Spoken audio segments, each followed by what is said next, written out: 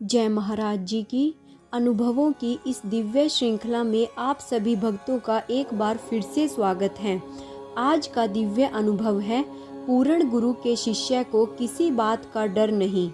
तो आइए शुरू करते हैं। गुरु महाराज जी की कृपा से हमने अपना नया घर बनवाया था। परिवार व मित्र मंडली में सभी सदस्य ज्ञानी नहीं हैं, इसलिए आसपास से तरह तरह की बातें सुनने को मिल रही थी। कई लोगों ने कहा, नया घर बनाया है तो पंचमुखी हनुमान जी की फोटो लगा लो, इससे घर में कोई संकट नहीं आता है।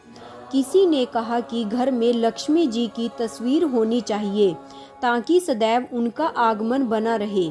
मैं इन सब बातों को कानों से सुन अवश्य रही थी, लेकिन मेरा सारा ध्यान मेरे आराध्य गुरुदेव श्री आशुतोष महाराज जी में लगा हुआ था। मैं तुरंत भीतर जाकर साधना में बैठ गई। उस समय एक दिव्य अनुभव में मैंने देखा कि गुरु महाराज जी हमारी किचन में विराजमान हैं। मेरे देखते ही देखते उनकी पावन देह से भगवान विष्णु बाहर निकल आए और एक ओर जाकर खड़े हो गए। भगवान विष्णु के हाथ का चक्र उनकी उंगली पर तीव्र गति से घूम रहा था। इसके बाद भगवान श्री कृष्ण फिर देवी लक्ष्मी प्रकट हुई। माँ लक्ष्मी कमल के विशाल पुष्प पर विराजमान थी। उन्होंने भी मेरे घर के एक अन्य कोने में अपना स्थान बना लिया।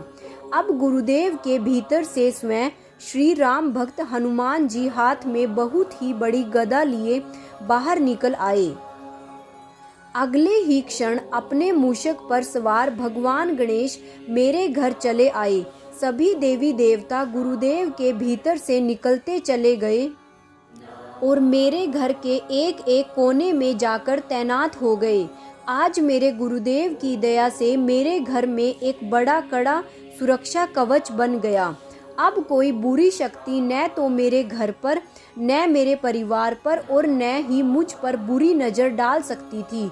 सच में पूर्ण गुरु की शक्ति को किसी भी बात का डर नहीं होना चाहिए, क्योंकि समस्त दिव्य शक्तियां दिव्य गुरु के संग होती हैं। सुनीता, पीतमपुरा, दिल्ली। जय महाराज जी की।